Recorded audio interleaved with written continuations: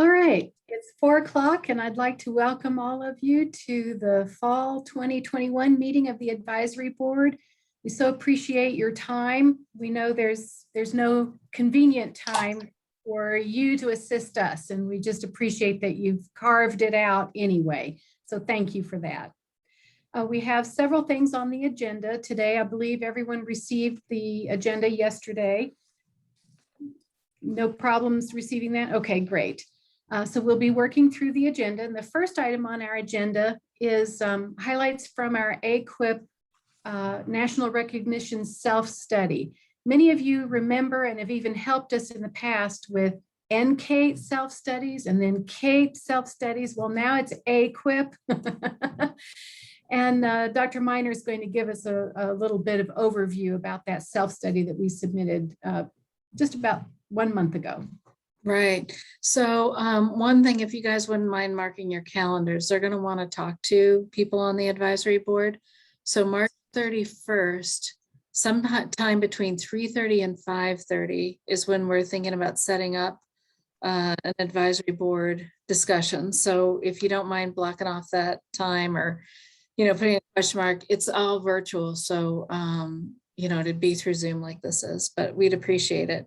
And overall, when we looked at our data and presented our materials, we're strong, we're doing well in many, many things. So I know that probably should not come as a huge surprise, but I'm delighted about that. And we're looking now, I have a whole list of things I was going to share with you, but 3 things have kind of emerged on multiple sources of data. So our students are asking for more assistance with students with IEPs, ESOL, and gifted. And so we looked at professional development they have during their internship, and they complete a professional plan. And then from that professional development plan, we've a series of professional development throughout the year. And so one just last week, or I forget when it was, just a couple of weeks ago, focused on ESOL. And we had an assistant principal who ran that. We're doing one on wellness, just so we can all talk about wellness and balance and how that all is for everybody. And then next semester, we're going to have one that focuses on differentiation with technology and adaptive technology with IEP students. And we have another one with critical thinking that we hope will tap into the gifted piece. So we're addressing that through coursework and things like that, but that's where we've started with that professional development. And are welcome to join us. So we post it on the website and all over the place. So you guys are welcome to come to any of those. And Keith, I thought about you with the financial one too. So you're on deck if you wondered about that. But then we also have, when we looked at the data, the state gives us data about our completers from the student's perspective and for first year students' perspective, and also from principals who work with those first year teachers. And we score really high on the majority of those items. But again, the IEP, the gifted, and ESL was just a little bit lower. And we realized too that we found data that compares our students to the state data of all the data collected in the state. And so we're doing that analysis right now, but the preliminary thing is we're high compared to other graduates in the state. The other thing is we're moving the professional development, the professional disposition online. So hopefully that'll be easier for people to use. And this year we have 30 people who are participating in our completer focus groups and survey. And I don't know if you remember me telling you, but last year we had like 7. So that's been huge. So anything you can do to encourage students to finish surveys when they're out in the field is really helpful. And another study that we're going to look at is taking a student who first comes to Truman and says they're interested in education and kind of mapping out their experience as they go through. So we're going to choose several case studies randomly and follow students through to see their experiences and areas for us to improve, from advising to admissions to, the end of the program and graduating. So that's something we're working on. And another thing that we're working on, I think we told you that we have the gifted masters now, and we also added Latin and we're getting ready to add a comm theater program to the MAE. And so we're super excited about those. But yeah, we'll see how those go. But in terms of studies, we're still working on the portfolio and making that more purposeful in terms of, our faculty going to start scoring how well these artifacts reflect the MEAS standards, those 9 MEAS standards. But that's given us a lot of data for us to look at in terms of how we're meeting the goals with our students. And then we have a study going on right now about retention. So students who say they want to teach, are we keeping them in the field, throughout for the masters? And those that aren't, why are they leaving? Like I had one student recently who wanted library science, but we don't have that. So I helped him work on a transfer to a different school to get library science, but we're doing a study about retention. We're also working with the state DESE and looking at gifted and the impact COVID has had on gifted students in the state. So that's another area that we're researching right now. And then we're doing that comparison to the state data on the first year teacher study. So yeah, those are some of the research areas where we're growing, and also social justice, because we need your help. So I'm just saying, well, you would die laughing, you guys, if you knew all the renditions of our rubric, but it's gone through multiple. I know you're not surprised as administrators and teachers, you know how that happens. But anyway, so Julie and I, we're going to have you work on that with us at whatever, Julie, when you tell me when we're ready. I can't hear.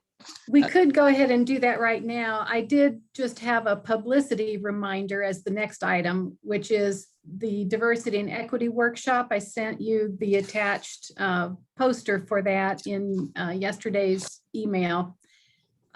Yes, and it is open to our school partners, the 331. I don't think they're going to be able to arrange it to live stream or to have remote access. I keep pestering and I haven't heard back that that's happened. So I think it is limited to being an in-person event, but clearly any of our school partner communities who would be able to attend are welcome. I think, Julie, the 631 is going to be Zoomed. Is it? I think so, Okay. but we have to do the QAR. I still call it QAR code. The kids make fun of me. Yeah, yeah. Okay. So I just hadn't heard back from Dr. Rice yet. So Okay. I was afraid to claim it until I heard from him. So I guess the QR code will tell you all the latest information. Yeah. Okay, so yeah, if you don't mind, we'll dive right in. So one of the things retreat the other day is we talked about on our feedback that we got from the social justice rubric from all you guys, our disposition form, is that there's too much and we're not clear enough about how we're using it. And St. Rice is our new director of the Center for Diversity and Inclusion. And he joined us at the retreat and it was really good. We had a great time. And so we looked at our social justice self-awareness checklist that I think Julie sent to everybody. Copy. I sent them the rubric standards. Oh, okay. All right. That you had sent me. Now, if you want me to send that, I can dig that out and send an email for that right now if you want. Okay, let's, if that's all right. Okay. So all right. On there, as you guys may remember, we had self-mentor and university supervisor with a yes or no, whether students were hitting the mark or not, because the first version was all quantity and that was a disaster. So we got rid of that and we started thinking about, do we have standards that are measurable, but maybe we just say yes or no. And what we're finding is with the university supervisors, I know for myself, when I'm trying to address something in here, it takes a long time. Like it takes a lot longer than I thought for even just one little item. So like an example I can give you is last year with the Valentine boxes, you know how elementary kids will do those Valentine boxes and kids come in with the boxes and they share the Valentines and all that stuff. And I said to one of my students, I said, well, what have you done for kids who didn't bring a box from home? Like I don't know if you guys have ever seen those, but some of those are really elaborate. What if somebody doesn't have Valentines to give? And then it evolved into this huge discussion. And, you know, it took like an hour and a half or something, which is fine. Usually when we come to visit, we don't have an hour and a half to talk about these things. And this kind of stuff is not stuff you can just kind of leave hanging. You really need to bring it to some kind of resolution or discussion or whatever. So one of the things we're noticing is that it takes a lot of time. So what St. Bryce had us do is go through each of these standards that are listed here and think about the 4 categories of social justice and equity. And his were, I don't know if you guys are familiar with these or not, but the first one is awareness. And so that's, you know, are you aware of your own culture? Are you aware of the student's culture? The second one is, and Jean and Julie, feel free to jump in if I'm not translating these correctly. The second one was community building. And so the way that he phrased it was, you know, how do we build community in classrooms and schools? And then the third one was equity and fairness. So thinking more about policies and policies are enacted. And then the last one was cultural pedagogy. So that's the teacher and how we present the curriculum. And when we first started talking about it, we thought, well, cultural pedagogy, sometimes curriculum is designed the way it's designed, and teachers don't really have much say in, you know, what they're actually teaching. But it's not just what you're teaching, but it's also how you present the curriculum. One of my students is trying to get rid of the phrase "you guys." Says "you guys" a lot, and that's just one example of how she's become a little bit more self-aware and wants to be more inclusive in her language. And so that to me would go under the cultural pedagogy. And so we spent a long time doing, oh, Julie just sent that form to everybody. That's our latest version that we're trying this semester. And so what he had us do is look at those standards and put them into those 4 categories, because his thought was, if we had all 4 of those categories and had a maximum of 2 standards in each of those categories that had solid examples, that would help us a lot in terms of thinking about this. And then maybe we were looking at maybe awareness for one semester or something, instead of trying to address multiple ones at the same time. And our discussion was, you know, is awareness something that's kind of the underlying piece that then community building, equity and fairness, and cultural pedagogy build upon? Or is that a, you know, is it a standalone? Can you do all 4 at once? I don't know. I'm curious to see what you guys think. Do you have any thoughts about that whole piece or process, or I don't know?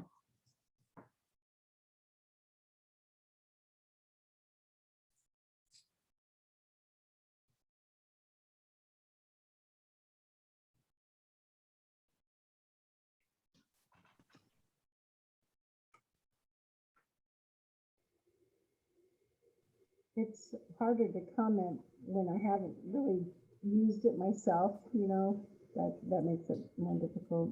Sure. Yeah, that makes total sense, Brenda. Yeah. I think one of the challenges with awareness is if you're not aware, it's really hard to take those next steps. And sometimes we're not self-aware very well. We might think, oh, yes, I'm aware, but maybe not at the deep level. And I mean, I think we're all growing in awareness in this context all the time. And, you know, our own understanding is evolving. So it is hard, but I think you're right, Dr. Meyer, that, you know, that is kind of the foundation that everything else maybe builds upon throughout the rest of the standards of the areas there. Yeah. Trish, you guys done any work with this kind of stuff? I mean, do you have a sense of how? Yeah, I mean, I would agree with what he just said. The awareness is first, but I don't know how long you can stay there, you know, and how you know when that's mastered and you're ready to move on. That's the big question, I think. Yeah. Right. Alex, are you doing anything with this at all in Knox?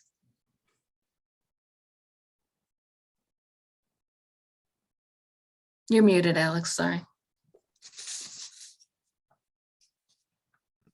I think we're just starting out to be aware. I think we've had a couple instances just internally with our students that we're starting to be aware that this is a situation that's coming, and our teachers, uncomfortable or not, are going to have to be more educated in what's going on in the world today. Sometimes we're insulated with some of the things that occur, you see it on TV, but we don't see it as much in the rural communities. A lot of times it's delayed with what you might see in St. Louis, but eventually it will get to our area. So we can be proactive in our approach and, look at these checklists and look at what's coming, or we can kind of sit and wait. And it's a better approach to be aware. And like I said, we've seen it this year. So it's been, it's eye-opening. And I think the rural communities are going to have a harder time adjusting than about anywhere, just to keep up with the times. No, that's interesting to think about where students go. Christy and Christopher, do you want to weigh in? Or I was just thinking, I think that Alex said some pretty important things there, like us in rural communities aren't exposed as much as people in larger communities. And so when we have students, if you're talking about students coming from Truman or students coming from wherever, I think one of the important things for students to know and understand is that you have to know your audience, you have to know your community. We want to protect all students, we want to have great learning, but you also have to know where you're at. And one of the things that sticks out to my mind, it's maybe a little bit related to this, is when I first came here to Brashear, in one of the early years, I had made a hotline call, and the investigator came over from Kirksville. Well, the investigator was from a large city. And so she came over, and when she went to visit the family, she was horrified that their doors were unlocked. Like, you have to know your location, you have to know your people, because that's not abnormal here. There's absolutely nothing wrong with that in our area. And so if students coming out of Truman, if we aren't aware of who we're speaking to, we could really step on some toes, or, I just think it's important to know the community you're going into. love that example. I never lock my door, so that's hilarious. Yeah. Yeah, my doors are unlocked right now, and I've already had 3 text messages today of people who've gone in my house to get things. Right? I mean, yeah.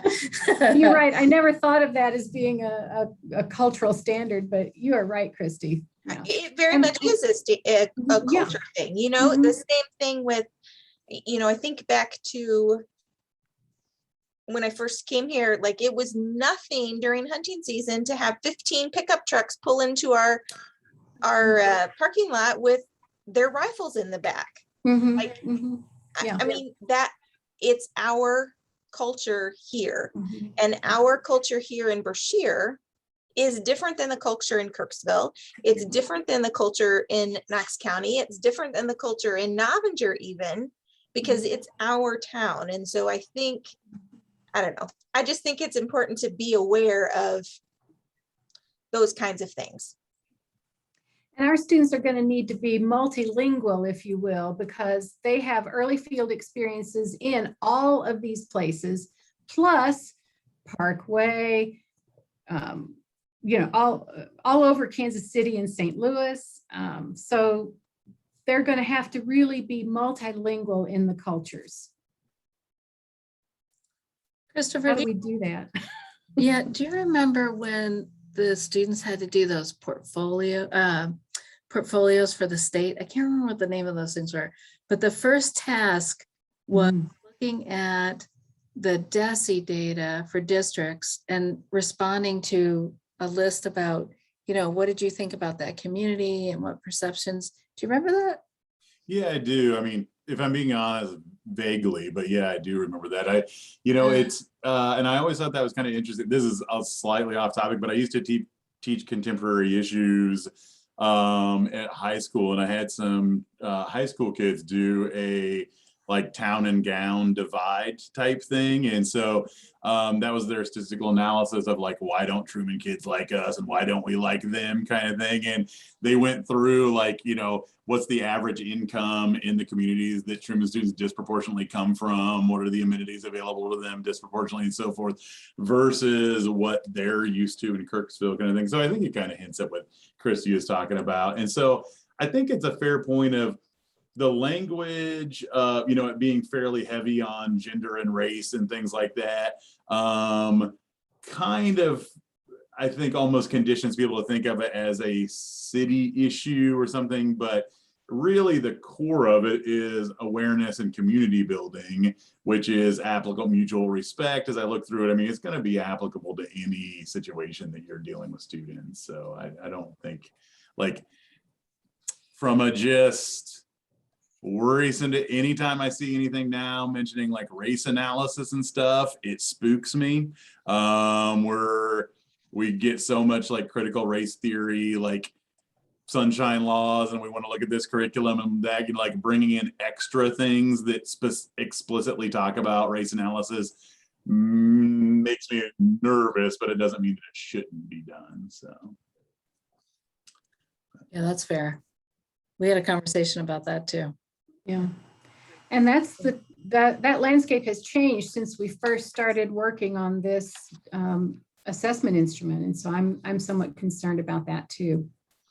I mean, it's misinformation driving it. I mean, we know that, but it still is like, it's still a couple phone calls in a meeting, you know, and when the right or wrong person looks at it. So, but perhaps if we more explicitly expand, of course, we're trying to streamline it. And here I'm talking about expand, but perhaps if we put a few examples in that expand the context beyond race and gender identity, but include this very important to us, rural, suburban, urban dialectic, maybe that would that lessen the target, or would that just confuse people?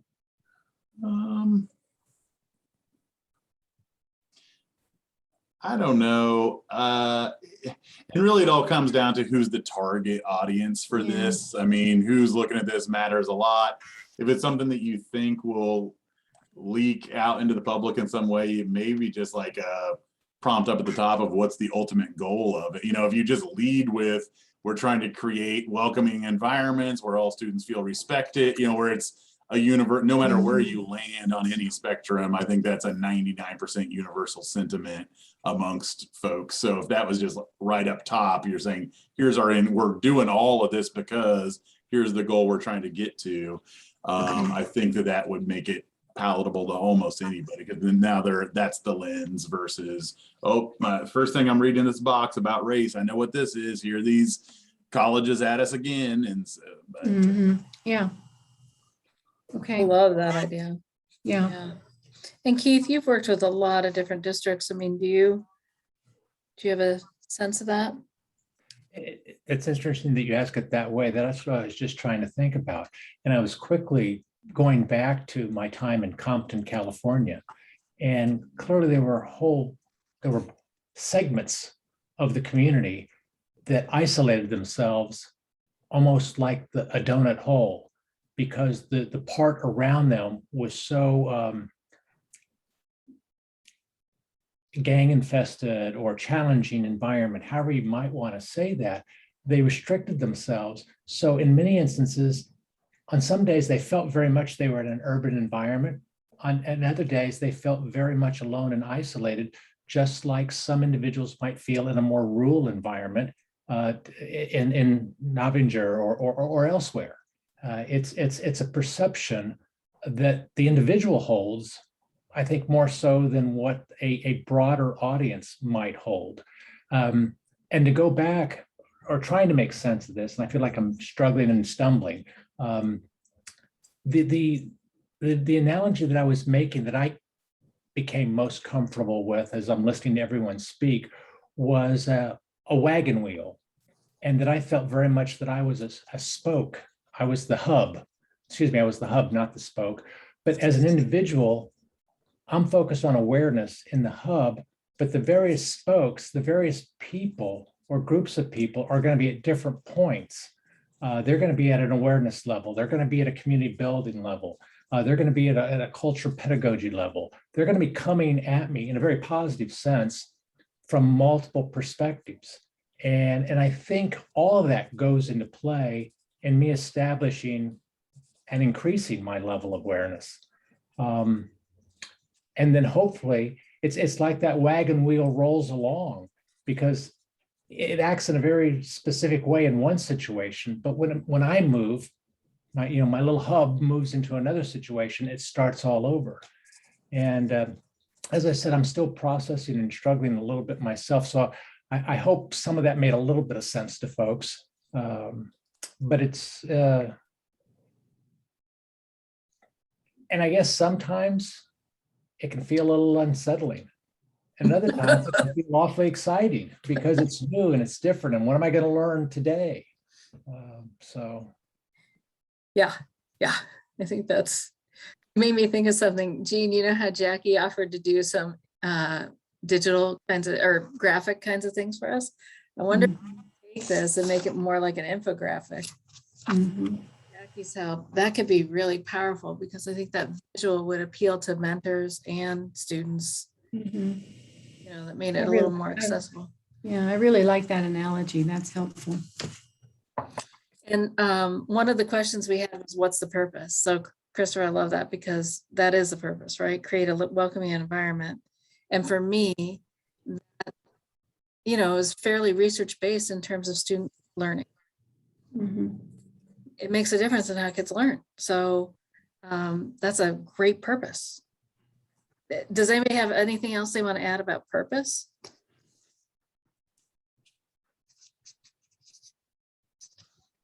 I think that's a good starting point to define the purpose, and that may be something maybe for the education department to kind of wrestle with a little bit. And what is the purpose? Some would say the purpose should be to continue to dismantle racism, and the problem is that has the word race that people are nervous about, because it what's happened in the news, and the words critical race theory, as I think you mentioned, Chris. That's something that people immediately, their antenna perks up and become either defensive or supportive, maybe without even really understanding what they're talking about. So I do think defining the purpose of this whole document that you're looking at is really important. And is it going to just stay at the level of we all need to respect each other and try to encourage our students to make a respectful, welcoming environment?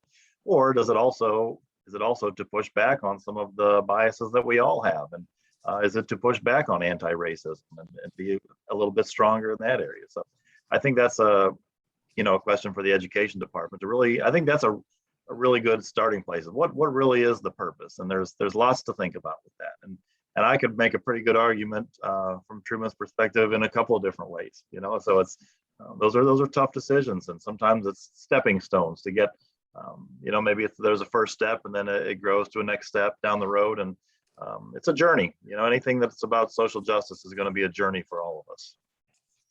I'll just say also, I know many of you are in rural areas, and even where I'm in West County of St. Louis, so we're not in a diverse area. We're mostly white school also. I will say the social justice development that I've been a part of, which is a lot over the last 10 or 15 years, when you are in social justice development with a diverse group of people, it is so much more powerful to be able to hear the voices and build connections with those people and truly hear from their point of view what life has been like and what justice has been like. Many times I've been in a group studying social justice where almost everybody's white, and truthfully, you're reading the book and you're kind of going through the role plays or whatever, but it just doesn't have the same grab at you as it does when you are with a diverse group. And so I do feel, for in the rural communities, that's got to be really hard if you don't have the diversity at all to really get that emotional connection and that relationship connection with the people that you're learning alongside. If they haven't felt some of those pain and some of the struggle and some of the injustice, I've just noticed the big difference in impact when you are with a diverse group of learners versus a white group of learners. It really is hard. So I can see the challenges that would be faced in the rural community to try to really have good learning around those areas without, if there's not a good representation of diversity. And maybe in some of your rural communities, there is a good representation of diversity. I don't want to make that assumption either. So it's challenging for sure. One of the No. things that we're, oh, sorry, go ahead. I was just gonna say, he's right. It is very hard to be in a community where everyone is white because they do not understand. And I hear so many times from kids, that's racist, but they don't even know what they're saying. You know, if you say anything that's bad, well, that's racist, that's racist. So there's a very little discussion going on about that. And it's really hard to change their mind when they don't know anybody that's different and that has struggled. And And that's kind of historically how we've addressed it at school is we just don't discuss it, right? We just don't have the conversation. We just avoid it because it's safer and it's easier and it's more comfortable for all of us. So a lot of times, I mean, the growth really takes place in the discomfort, and but it's hard to be uncomfortable, right? well, it's really hard to discuss it when they're all supporting the same view. You know, they'll just feed off of each other, and it's like a wall. You don't get anywhere, right? I can hear these boys in my head right now that they're just, you're racist over, and it's not racism. They don't even know what they're saying, but they're using that word. And so, you know, even if you had a conversation that they just keep repeating that over and over. I don't know what they're thinking, but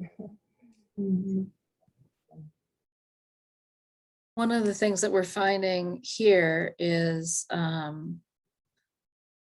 you know, we're doing this outside of class primarily right now. And so time is a factor. So students who have access to more time or are really invested in it already are participating more, right, than students who aren't. So I think building it into classes is going to help if we can figure that out. But I love the idea of starting with the purpose. That's genius. Yeah. As a leader, I appreciate that help, because I think you're absolutely right. And then maybe we go into benefit application and maybe barriers we can talk about while we're talking about purpose at the same time. I don't know, but we did, the other thing we discovered with the sheet that Julie gave you, the first one with the standards and divided out by how faculty grouped them. And we had students working with us too. It wasn't just faculty, but at the retreat, one of the things that we found is that depending on the example, it would lead people to different areas to put it in. And so we're going to look more carefully at our examples. So if anybody wants to send me ideas with examples, you're more than welcome to. But we thought that was an interesting thing also with it. Jean, is there anything else that you want to add that came out of that conversation? I think that summarizes it. You know, I think the idea of a journey, and, you know, I hear what everybody's saying, like we're all in different places and different pieces, but it's probably the most important thing we can do, because getting to work with people from all over the state and world, and, you know, there's so many more things we have in common, but those uncomfortable conversations, that's the only thing that's going to change and make where we're at better and avoid how divided we are in this world. So that's just bigger conversation, but I appreciate all the input. In my sections of ED 389 Foundations of Education, I actually have a unit on racism, where we try to examine a taxonomy of terms for different types of racism. Students are very resistant to this, but you know, I'm tenured, we do it anyway. But one thing I tell them is that your license to teach from the state of Missouri is not going to say you're licensed to teach students who are just like you. It's a state license. So our social contract in return for that monopoly license is that you're competent to teach in any school in Missouri. That means you're competent to teach in Brashear, you're competent to teach in Ladue, you're competent to teach at Normandy, you know, your license doesn't say only teach in Black urban schools, only teach in white rural schools. It doesn't say that. Yeah. I don't like that either, but they at least listen. Well, I'm also thinking, you guys, I'm sorry, my brain is in like 55 places, but I'm thinking about with AQUIP too. It's such a great group in terms of, we work with a cohort every month. And so bouncing these ideas also off the cohort, it's been really interesting to see our growth and change. So I think you all are dead on in terms of, this is going to be a living document for a long time. It's going to keep changing. And so I need to take out of my head that it's just going to be a form that we can just nail down, because I think I need to let that go. That's not going to happen in the same way that I want it to happen. And so, I think moving forward, though, is like Tricia, you said, we have to just keep kind of pushing the envelope a little bit in terms of, I don't want to give up on this at all. I just think we need to keep moving. And I also think another piece, and I'd be curious to see what you guys think, but we don't do much mentor training at all in terms of this form officially. Like university supervisors will talk to the mentors, but we as a department don't offer any conversation or things like that. And I think that would be helpful for mentors probably if we did something like that, and we're not. So I'm curious, Alex, do you think that's a good idea or no? Yeah, I think I hit on this last time when we met in May. One of the best resources we have are the interns. We have one right now who's really kind of shaped our experience so far. It's our first experience with someone who was able to share about pronouns, really educated on gender identity, and was able to really kind of enlighten us in a lot of ways because we haven't dealt with that issue. So it's been a great resource for us. So that partnership that you talk about with having the mentor being educated by the education department, that's great. But one of the best resources we've had is the actual intern and be able to share the experiences. So yeah, it's been great. Thanks. Okay. One of our concerns at our retreat was, are we putting too much of that responsibility on an intern whose power status is questionable, if not low? Are there things that we should be doing to try to protect that student who is that great emissary, or how should we balance that? Can you remind me, Julie or Wendy, like how would this tool be used? Would it be, there's the category for the intern, the mentor, the supervisor. Is this something they would be having conversations about? Is it? Yeah. So the mentor and the university supervisor would be checking the yes or no for the intern. Yes, that's Okay. how I got it designed now. So like in my notes, I take narrative notes, right? So then I meet with the intern and I meet with the mentor separately, and then we try to meet together as a team. And in that team time, we often will talk about different components of this. If we can, if I think it's going to be a conversation, is like, all right, this might be just something we want to look at to see next time, do we see a difference in student achievement, or I don't know, but yeah, we talk about it together. Julie, to answer your question, I do feel like a lot of that power or that responsibility is on the intern, especially in our situation. It was the first time our students were asked, what's their preferred pronoun? And that was an uncomfortable experience for some of our students, and some of our community members were asking questions about that. Not that I was taken aback. That's that in the experience for the intern, that's the way you would introduce yourself and have them be able to introduce themselves as well. However, during that process, there was some boundaries being pushed. Like we said, we were uncomfortable. That's where growth happens, but it was there for sure.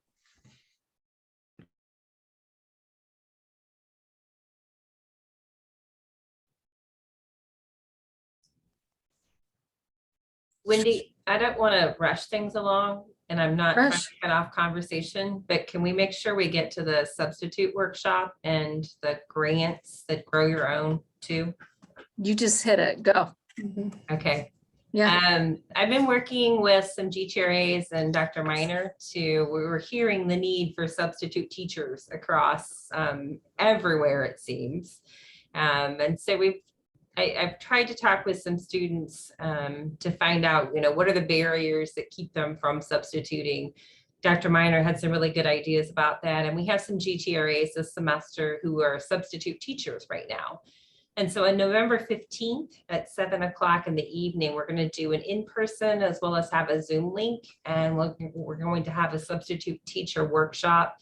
I've emailed most of the schools that are within, 45 minutes of Truman to get their info, collecting what their application process looks like that district, what they're currently paying, who the contacts are, those kinds of things. But we're going to try to have an administrator present from a K-12 school to talk about the need, encourage students to apply. We're going to have some of our current GTRAs who are substituting there to talk about their experiences. And then we're going to actually have the opportunity where students can apply, because part of it is just the logistics of it, getting fingerprinting and how do you sign up and what code do you use. And then locally, we've had quite a time. Our local office was closed and had some staffing transitions, and that was just really difficult. But now we're back in business again. Filling out the substitute application, showing them that, yes, you might spend $100 to get this, but if you substitute one day, you're going to make that difference in a lot of districts immediately. So we're going to have that, try to put that out there. So if you have ideas or things that we should cover that you'd like to make sure we have included, feel free to send those our way. We're including a piece on our website to students, our internal piece about different resources, tips, websites, all sorts of different things that might be a resource for them. We understand now the state has the other option where you can also do the online training course for an additional fee. So we'll present both options, but if students are doing the route where they have the 60 hours, we'll get their transcripts at no charge to them, send those to DESE, and we're trying to get that all over campus. If you had people in your community that you wanted, that needed more information or help applying, you're welcome to send them our way, or they could join the Zoom link if they want to participate, if you're trying to get them some information too. So we'd be glad to have any input or any people that want to attend at that. And I think we'll probably try to do another one in the spring so that we make that an ongoing, try to recruit people to that process. So hopefully that's the piece. And then the other, so let me know if you have any input about that. And then the other thing I wanted to ask all of you about, and hoped we could have some discussion, the state of Missouri has the Grow Your Own Teacher grants. And I'm not sure if any of you are involved in that on the district level or who's coordinating those or anything like that. But at the university level here, we've been working with our PDC and trying to find ways that we can help support and get more people in the field. So would be interested there what you think about that. One of the ideas that I particularly am interested in and wanted to pitch to all of you to see what you thought.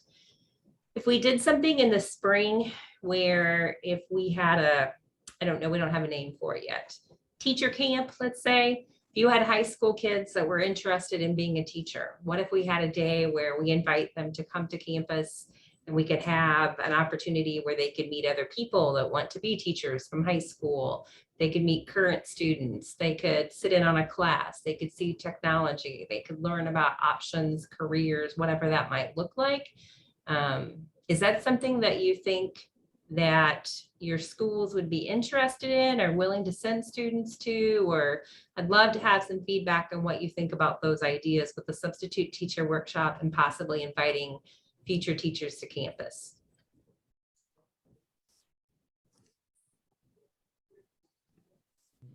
Knox County would love to send some students. We have an education class right now and it's starting to grow. There's a piece where they get to do some student aid stuff in the elementary. So anything where they can gain more experience and be exposed to kind of what's going on at Truman as well, I think would be a benefit to our students. Okay. Yeah, and I was just going to say thank you so much for all your work on both of those. We really appreciate it. And I think we would definitely send students. I don't know what the answer is. I don't know if high school students would be interested in learning more about what teachers do, because they would probably tell us they know what teachers do. So I don't know what angle, it's going to take some creativity, I think, to really spark that interest, but we definitely appreciate your efforts there. We'd have a little bit of a built-in clientele where, for FTA and child development classes and stuff like that. But yeah, I mean, to kind of echo what Tricia was saying,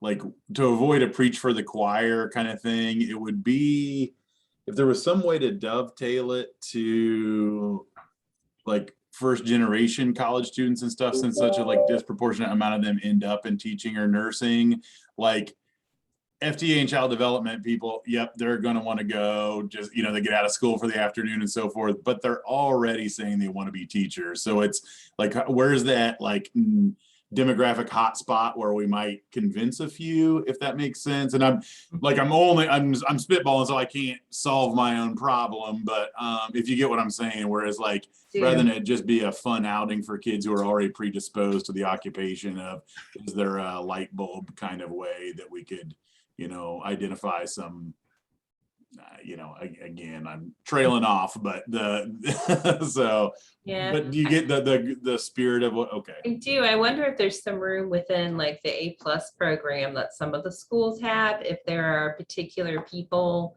that maybe the mentor teacher that works with that student, maybe there's some that are just phenomenal, but they aren't interested in teaching. Mm-hmm.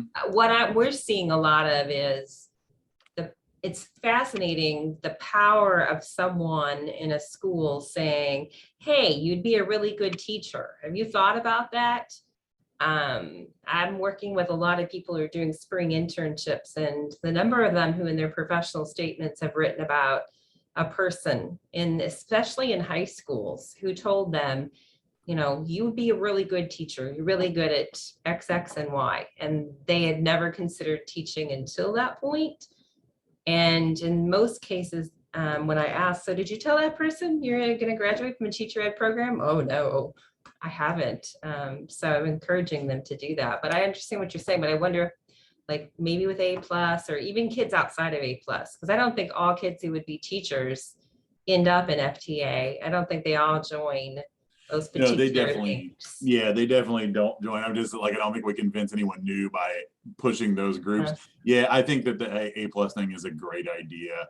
I'm like literally emailing Melissa right now so we don't forget to talk about it, because I think you're right. A lot of kids who are like, I only have a vague idea of what I want to do, like an extra little push, or you got chosen to do the, you're the top mentor, something where you're gonna like apply, even if it's manufactured panache, but some level of like, congratulations, now you get to go do this type of thing, might spark something in a kid who wasn't thinking that way. I think that's a great, like an actual real thing to do. So I'm gonna pass that on right now. We'll see if we can start that. So I think he's trying to say that teacher camp doesn't sound like the most fun camp you could ever go to. Well, we'd have to have a better, obviously, There's title. like, there's space camp, and there would be like, eating camp or something, or teacher camp, maybe. I don't know. Maybe I could get that Elon Musk or something to fund a few, if you come and you can be the first teacher to somehow launch the space link, or I don't know, craziness like that. But I think it's an important thing to push those kids, those A+ kids. I've seen a lot of kids in Melvinger do the A+ program, really enjoy being around the kids and being really good at it, but not taking that extra step forward, even though I think that they appreciate it. So I like the idea of teacher camp. And I have to ask Julie because I can't remember. Julie, when Matthew went to MSA, did that help me? They built a community of education, and that pushed them. I don't know what happened to the other people, but if you could create it like that, and I can't remember what he did. They had to build their own education system or something. Yeah, like they had to build their own system. Yeah. And he really sank his teeth into that. And I'm so glad Truman got him instead of MU. That wasn't the point. They were trying to get him. It's changing still, although it's changing a little bit, but if we could somehow build that leadership. Yeah. And then it was definitely a project-based week, and intense, and it was in the summer, so they weren't taking a peek at college courses, which I think is something we'd like like Yeah. them to do, but having that project-based continual set of encounters with each other from all over the state, that was pivotal, I think. So Yeah, that might be elements to try to replicate. A little project in the afternoon, or what we Yeah, solve this, I don't know what, but yeah. I was thinking of a project like that would push them over the edge and Mhm. camp like, but Yeah, we I have think some those things- great graduate students that work in the department, and I think part of what we might be able to do is kind of tap into when they were in high school. Some of them have siblings in high school. What kinds of things would be appealing? They're way closer to that high school demographic than I am, and have a much better sense of what might be a good fit or not a good fit. And I'm kind of at the point that, yes, I'd love for them to come to Truman, but I need people to consider education, period. We've been trying to do, if you have a career fair and you need somebody to come talk at career fairs about teaching as a profession, let us know, because we just need people to fill jobs. Like it's early and I get phone calls and emails now of people trying to fill jobs for next semester and some for next year. And there just aren't enough. Like I've been going back through now multiple years, and people that graduated last year, everybody that wanted a job, they pretty much all have jobs. They have great jobs for the most part. So it's not like there's this, I get these emails, oh, well, if you have anybody that didn't get a job last year, I'm like, sorry, like I don't have that. Like math, I've been here 8 years and I've gone back through every math person that we've ever had in the program, tracked where they're teaching, what they're doing, and there's one who's not in a classroom. She's staying home with 3 kids. The rest of them are all still in classrooms teaching, but there just aren't enough of them. And how in the world do we get them to see teaching, like the rewards of it versus all of the negativity that they hear about it? Yeah, it's tough, but there's a lot of good things about it too. And so they need a balanced view, which is kind of where I'm interested in, like, what are you hearing things in your schools about what direction people are looking at with that Grow Your Own Teacher grants? Are they applying for those? And any input on any of that from somebody? Knox County is applying for it, and we're going to apply it to the class that we're offering. We pay tuition for students who are willing to take that as a dual credit class. It's through Culver Stockton, so I'm sorry about that, but we do offer that, and it's hopefully getting them interested, and they have that college credit to kind of move them forward with. What we really focus on is a conversion rate. We're not very big, but when we focus in and be pointed in what we can do to try to get them some momentum and, applying for college and then majoring in education, and then hopefully keeping that relationship strong as they go through the process, bringing them up, doing their hours, as well as, just hopefully having them substitute teach during their breaks. That's really what the focus is, because Knox County, we're rural. We don't really are able to bring in a lot of people, but if we can grow our teachers from, who our students are right now, I mean, it's a process, a cycle that I think we can continue on. We've had success so far. Our first crew is, I think they're juniors right now. We have 3 or 4 who are, throughout the state going to college, and hopefully that just grows from there. But I think as we go through this process and see less people going into education, we've got to be, you got to think outside the box, be able to try to recruit, and looking inwards, usually the fastest path and most efficient. Alex, is that like a foundations class you're offering for dual credit, or what's the actual course title? Yeah, it's Foundations of Education. Okay. Is it a core 42 class, or is it only if they go to Culver, they get the credit?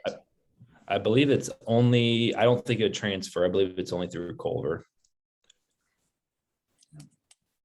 It's kind of the other, I was talking about first generation before, but that would work too. Of, we have a lot of kids who are just out for college credits, who they think they're going to be a psych major, social worker, or something like that. But here's cheap 3 credits. I probably could pull some kids in to at least take an education class just for the elective, if nothing else. But maybe it would stick. That's a good idea. That's a very good idea. Yeah, well, if they do Truman and they're on free and reduced lunch, the credit is free through Truman. Right, right. It'd be good. And it's the rare, like, lots of folks here would have the credentials to teach it. And because we run into the 18 hours in content is rough for some of our science courses and stuff, but we've got lots of Truman grads. So like, Yeah, the and well, we have, you know, we added the education minor to try to explicitly hit that one because, you know, that intro course, Julia is involved with that. And I think that's one, because it's at the undergraduate level, that could be taught in high schools, and that could be dual credit through Truman, $85 an hour, free and reduced, no charge for that. And then that would transfer in and start them in their ed minor here. So if anybody needs info about that, we're certainly open to it. And can help with that pathway. Ed 100, Ed 100 intro. I'd love to have high school students in there. Well, I know we're almost out of time, but if you have any follow-up or any other ideas or things that we should include within the work that we're trying to do, or other things that you just think in general would be helpful and supportive for your districts, we would greatly appreciate any of that feedback. And thanks, you know, I see a lot of faces that I'm bugging a whole lot right now about placements.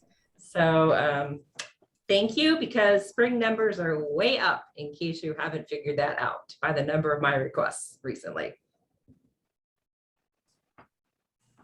Well, that's a good thing though, right? It's a great thing and it's wonderful. And I think that's another, you know, I guess maybe that's my ending thing. Like, if there are ways to emphasize in your school just how important those 10-hour placements or the 45-hour, whatever number it is, those essentially make or break people in classrooms.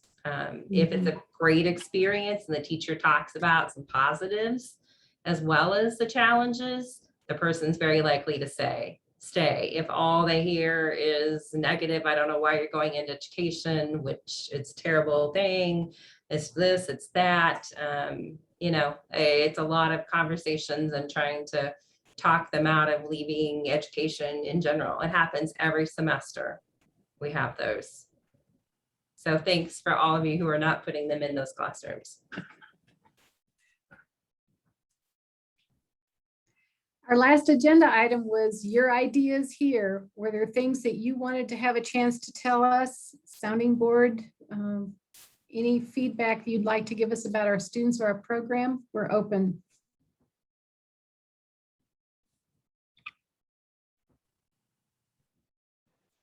I'll just thank you guys for continuing to advocate for the profession as you do so strongly, Gene. All those things in the last segment there are so important to keep them coming, keep them positive, and realize how important this is. So everything you guys are doing, it just oozes positivity. So thanks for doing all of that.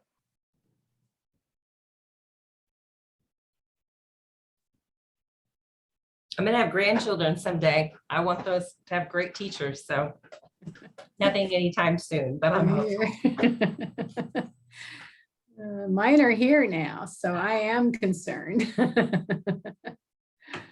The good news is none of us, we're not all negative on the same day.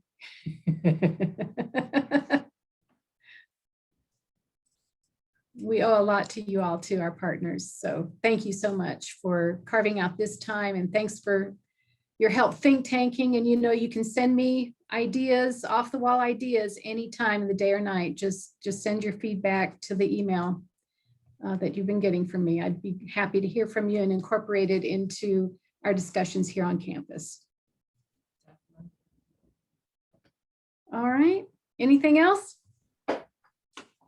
Thanks, everyone. Thank you. See everybody again. Bye-bye. Thanks.